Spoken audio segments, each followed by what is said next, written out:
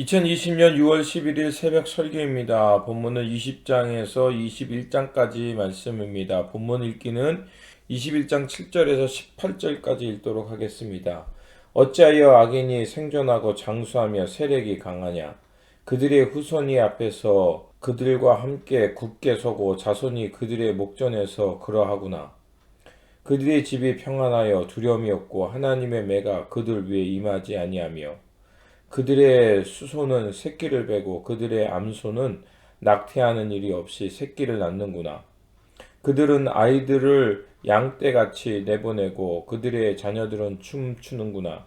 그들은 소고와 수금으로 노래하고 피리 불어 즐기며 그들의 날을 행복하게 지내다가 잠깐 사이에 수월에 내려가느니라. 그러할지라도 그들은 하나님께 말하기를 우리를 떠나소서 우리가 주의 도리 알기를 바라지 아니하나이다. 전능자가 누구기에 우리가 섬기며 우리가 그에게 기도한들 무슨 소용이 있으랴 하는구나.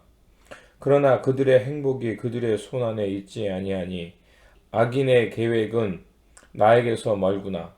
악인의 등불이 꺼짐과 재앙이 그들에게 닥침과 하나님이 진노하사 그들을 공고하게 하심이 몇 번인가. 그들이 바람 앞에 검불같이 폭풍에 날려가는 겨 같이 되었도다. 아멘. 20장은 소발의 두 번째 발언입니다. 욥의 탄식을 듣고 있던 소발이 참다 못해 다시 한번 발언하는 내용입니다. 그래서 20장 2절과 3절에 보면 그러므로 내 초조한 마음이 나로 하여금 대답하게 하나니 이는 내 증심이 조급함이라. 내가 나를 부끄럽게 하는 책망을 들었으므로 나의 슬기로운 마음이 나로 하여금 대답하게 하는구나. 소발의 생각은 지금 욥이 고난을 당하는 것은 그가 하나님 앞에 악을 저질렀기 때문에 지금 고난을 당한다고 생각했습니다. 그래서 소발은 지금 욥의 고난을 보면서 인과응보, 사필귀정이라는 생각을 버리지 않고 있었습니다. 그래서 욥에게 더 이상 소발인 참다 못하고 다시 한번 욥을 비난하는 말씀입니다. 그러면서 어떻게 말하냐면 내 말은 사람의 말이 아니라 하나님의 말이라고 욥에게 경고합니다. 20장 3절에 보면 나의 슬기로운 마음이라는 표현이 나옵니다. 그래서 이거는 내 말을 스스로 슬기롭다고 말하지 않죠. 그러니까 슬기롭다라는 이 말은 하나님이 나에게 그런 생각을 주셔서 너에게 그렇게 말한다는 논리를 말하고 있는 겁니다. 그러니까 하나님의 권위를 가져와서 자기의 논리를 주장하는 거죠. 그러면서 이제 20장 5절에 악인이 이긴다는 자랑도 잠시요 경건하지 못한 자의 즐거움도 잠깐이라. 소발이 생각하기에 욥이 잘 살았던 것은 잠깐 악인이 하나님 앞에서 범죄하면서 잠깐 잘 살았다는 것입니다. 그리고 그거는 일시적이라는 것입니다. 그리고 지금 욥이 고난을 받는 것은 하나님의 정의가 실현됐기 때문이라고 생각합니다.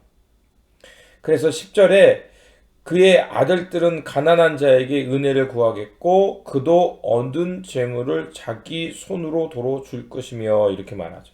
결국 이 말은 뭐냐면 네가 악을 행해서 잠깐 부자가 됐지만 결국 그 악행 때문에 가난한 자들에게 은혜를 구한다는 거 보니까 용서를 구하고 결국은 네가 가진 재물을 다시 돌려줘야 한다는 것입니다.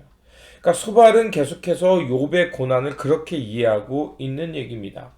물론 소발의 생각이 틀린 생각은 아닙니다. 결국 하나님은 악인을 진노하시고 악인에게 억울하게 빼앗겼던 것을 하나님은 되돌려 주시는 분입니다. 그래서 소발의 생각에 욥의 불행과 자식들의 불행은 결국 가난한 사람들의 것을 착취해서 부를 얻었기에 그것을 되돌려주는 회복이라고 보고 있는 것입니다. 그래서 20장 15절과 16절에 다시 한번 이렇게 말하죠. 그가 재물을 삼켰을지라도 토할 것은 하나님이 그의 배에서 도로 나오게 하심이니 그는 독사의 독을 빨며 뱀의 혀에 죽을 것이라. 지금 욥의 상황을 그렇게 보고 있는 거죠. 하나님 앞에서 악을 행해서 다시 그것을 토해내고 있다고 본 것입니다. 이런 악인들의 얘기를 하는 것은 결국 욥의 상황을 지칭하는 것이죠. 욥이 일시적으로 잘 살았지만 결국 악인의 즐거움과 같았기에 지금 토해내는 시기라는 것입니다. 그래서 악인은 영원히 평화를 누릴 수 없다는 것이죠. 아무리 옳은 얘기라도 상황이 맞지 않으면 그것은 옳은 얘기가 될 수 없습니다. 소발이 말하는 것은 하나님의 공의를 말하는 것 같지만 결국 하나님의 의를 가지고 와서 욥을 비난하고 탓하고 있는 말씀인 것입니다. 내가 아무리 옳은 말일지라도 맥락에 맞지 않은 말은 오히려 비난이 되고 상처가 되는 것을 알아야 할 것입니다. 21장은 이제 소발에 대한 욥의 대답입니다. 욥의 21장의 욥의 이 탄식은 친구들을 향한 것뿐만이 아니라 하나님을 향한 탄식이기도 합니다. 그래서 친구들의 말은 진정한 충고가 아니라 오히려 비난이라고 말하고 있죠. 고난받는 사람들에게 진정한 위로는 충고가 아니라 경청해 주는 것이라는 말이 있습니다. 그래서 욥은 이제 친구들의 말에 반박하며 이렇게 말합니다. 인과응보가 작동하지 않는 세상이 있다는 것입니다. 그래서 우리가 읽었던 7절에서 10절에 보면 악인들이 어찌하여 장수하냐는 것입니다. 그리고 악하게 사는 사람들이 어떻게 후손이 더 잘되고 그들의 집안이 평안하며 그들이 가지고 있는 재물은 줄어들지도 않고 10절에 그들의 수손은 새끼를 베고 그들의 암소는 낙태하는 일이 없이 새끼를 낳는구나. 오히려 악을 행한 사람들이 세상에서 더 번창하고 잘되는 것을 보게 됩니다.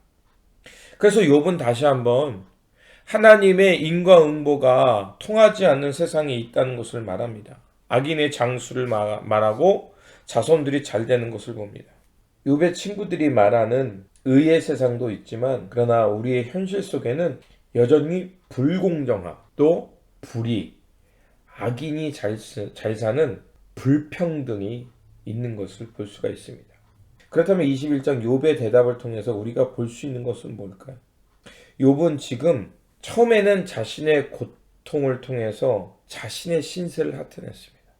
그런데 그 고난의 시간을 통해서 억울하게 고난당하는 그 상황을 통해서 무엇을 보게 되냐면 세상의 불공정함을 보게 된 것입니다. 고난을 좋다고 말할 수 없습니다. 그리고 고난은 매우 힘들고 고통스럽습니다. 그런데 고난이 때로는 우리에게 무엇을 주냐면 고난받을 때 이 세상 불의를 통해서 고통받는 사람들을 이해할 수 있는 눈을 갖게 합니다. 예수님도 그랬습니다. 예수님도 이스라엘 백성들을 보면서 목자 없는 양같이 유린당한을 보고 가슴 아파하셨습니다. 그랬기에 예수님은 하나님 나라의 진리를 가슴에 품고 하나님 나라의 회복의 운동의 길을 가신 겁니다. 그리고 가슴 아파하면서 그들의 대속물로 십자가를 지신 겁니다.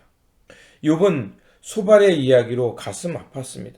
그런데 친구들의 가슴 아픈 충고를 들으면서 욥은 세상의 불공평한 세상에 대해서 눈을 뜨게 되었고 그리고 하나님의 의가 작동되지 않는 세상과 의인이 악인에 대해서 고통당하는 세상에서 눈을 뜨고 그들의 아픔과 고통에 동기화하게 된 것입니다. 바로 이것이 소발에 대한 욥의 대답을 통해 우리에게 주는 의미인 것입니다. 고난을 미워할 생각은 없습니다. 그러나 고난이 때로는 우리에게 이처럼 고난당하는 이들의 아픔을 이해할 수 있는 지혜를 줄 수 있다는 것을 깨닫고 다시 한번 우리의 삶 속에 여러 가지 어려움이 있겠지만 그것을 통해서 이 땅의 불의를 통해 고난받는 고통당하는 이들의 마음을 이해하는 지혜의 사람들이 되어 살아가시기를 다시 한번 주님의 이름으로 축원드립니다. 기도하겠습니다. 지혜의 하나님, 성급한 이론의 말로 속단하며 판단하지 않게 하여 주시옵소서.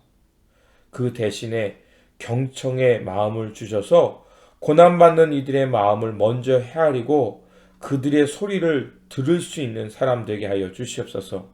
세상에 여전히 불의가 존재합니다. 그로 인해서 많은 사람들이, 특별히 선량한 사람들이 고통당합니다. 하나님, 아무리 악이 화려하게 보인다 할지라도 결코 믿음의 사람들은 악의 길에 서지 않도록 지켜주시옵소서. 그리고 악에 의해서 의인이 고통받는 세상에 하나님의 의가 속히 실현될 수 있도록 진리의 길을 걸으며 기도하는 사람들 되게 하여 주시옵소서. 또한 고난의 시간이 어렵고 힘든 과정이지만 고난을 통해서 이웃의 아픔을 이해할 수 있는 통로가 될 수 있음을 깨달았사오니 오늘 이 세상에 고통당하는 이들의 마음을 깊이 깨닫고 아파하는 이들의 마음을 헤아리면서 그들의 마음과 함께 할 수 있는 지혜의 사람 되어 살게 하여 주시옵소서.